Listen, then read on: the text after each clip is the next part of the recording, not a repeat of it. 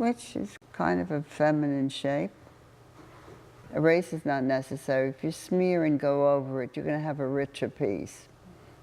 Now we have a positive shape of a young girl by Egon Schiele, and she is put dead center. Now that phrase, dead center, means something in visual art. That's the most passive place to choose to do a positive shape on a format.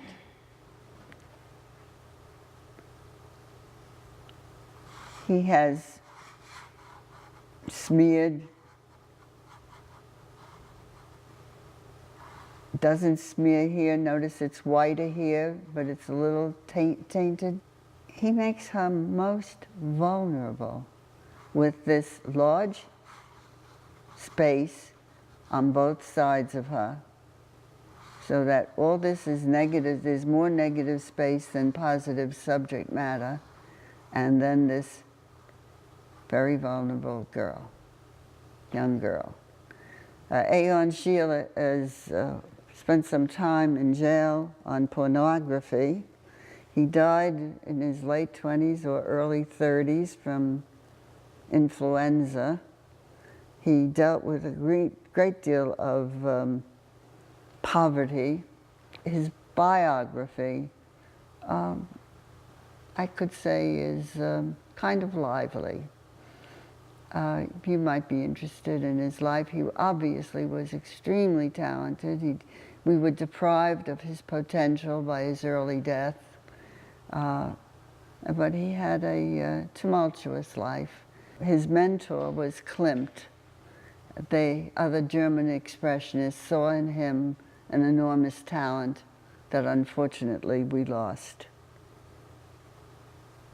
Here he is again.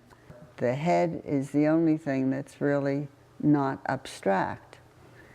Even the fingers and the hand is just floating and not attached to anything. The chair is just lines that fill space, so that he ends up with covering just this part of the format with a positive shape, and the rest is negative. Now, negative shape is the most unfortunate name to any space on a painting, because every space is significant, and the connotation of the word negative is unfortunate. I consider this shape as significant as his choice in making the positive shape. Here's Matisse. Look at her eyes, look at the facial expression. Matisse said, the painter looks at a woman when he is drawing her in the same way he looks at a plant. Look at the expression on her face, and then the closest I could come to a Matisse plant was a vase of flowers. Charming, but expressing an entirely different feeling. We talked about motion. We talked about love, affection, brown lines. Can you see these swirling lines? They have nothing to do with the figure. The artist is feeling that emotion, and he's letting it happen. And this was in John Fuseli. Man embracing a woman, motion.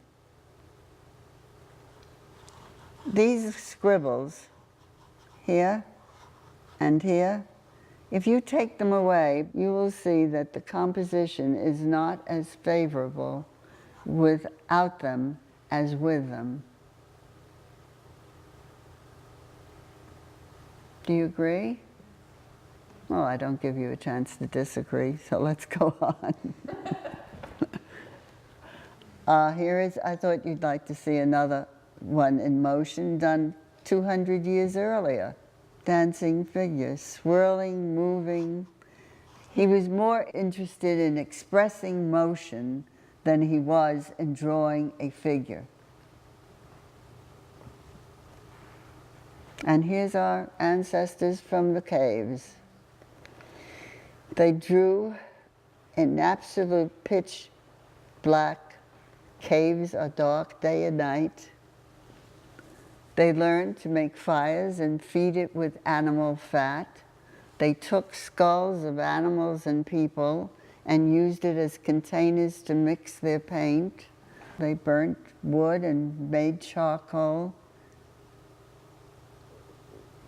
30,000 years ago.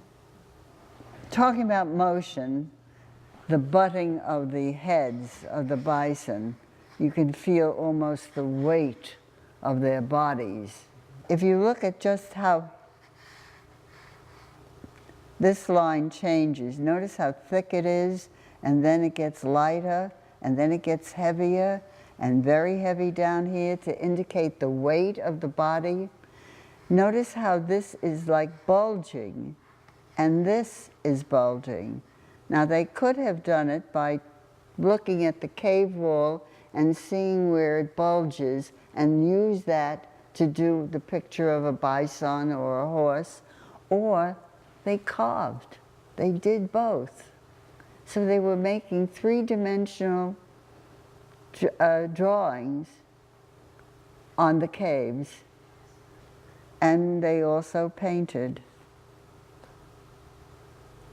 I was particularly drawn to this one because there was a period in my life when I was involved with American Indian boys on reservations out in North and South Dakota. And to entertain them, because they were a handful, on a rainy day, I said, let's draw. And I gave them material to draw with, and one youngster started right away was drawing the head of a horse. And then another one looked at him, and he'll draw a horse too. And before I knew it, everybody was drawing horses. And they all drew this anatomy. You notice the little bump here? Do you notice above the eye, this bump? You know, they understood the same thing the cave people did. They must have touched those horses. They certainly didn't conduct surgery to see the, you know, the anatomy, but they must have touched these horses because they could never have drawn them that accurately. And then we were talking about line today and the lines that you were drawing to express feeling, and of course this comes from Chinese history of their art, and to give you a better feeling about it, here's a close-up. Chinese calligraphy is made with a brush that bellies out and comes to a point. And the brush is held vertically like this. And it's an action movement. Fast and very demanding technically for the standards of the art. But if you want to appreciate, to take one stroke and have it end with a point here, and then be the same line, get thick here, thin here, thick here, and very heavy as you go down.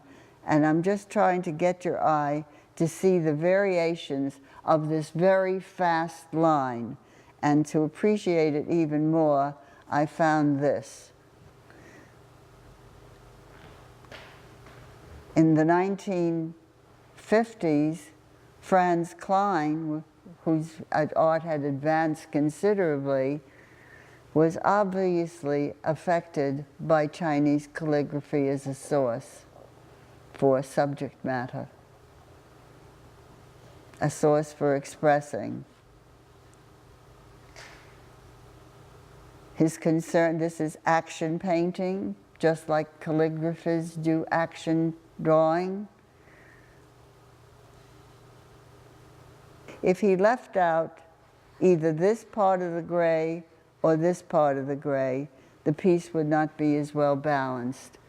And if you check it every once in a while, you will see that balance, composition, unity, and of course the gray unifies the piece. If there is only a blotch of gray in one place, it will not feel right. It won't be unified. And here is Steve Martin, who bought that painting He was congratulated by the critics for having good taste, got into a white tuxedo, had someone paint him up. He also put on white gloves, which I thought was an excellent decision. Just try to imagine his bare hand. It just would have it would have interrupted the balance and unity of the piece. And who took the pictures? None other than Annie Leibovitz, and they put it on Rolling Stone cover. And there he is, enjoying his painting. And the painting's subject matter comes from lines, the art of lines. This is Lovis Corinth, a self-portrait. The hands and the face. The hands are the closest to the viewer in space, and you go out back a little and the head is behind it. The head is obviously out of proportion. The hands don't seem to have any bone structure. Now, the man knows how to draw. These are choices that he made, or choices that he got around. Does this drawing have an expression for anyone here? What would you say is the mood, the expression of this piece? Questioning, insecure, flabby hands. He had a stroke, and he could still draw. He knows light, he knows shadow, but an oversized head in the early part of the 20th century was happening with other artists as well. Oskar Kokoschka. Look at the size of that head. So proportion was being ignored by modern 20th century painters, not by the Renaissance painters, but by 20th century painters. They used the head to express perhaps their meaning. What does an oversized head mean to you? Perhaps. Take a crack. Thinking is dominant? Yes. Intelligent, smart, alert, suspicious maybe, with those eyes looking at you. The head starts to express many feelings. Here is Egon Schiele when he was 16 years old. He's the one who did the nude girl. Great promise, academic training. The back of the skull of the head, how he's searching for the shape. The stiff collar representing starch collar. The little edge of his nose, how sharply he's looking. He's doing those lines as if he's touching the profile, his own profile.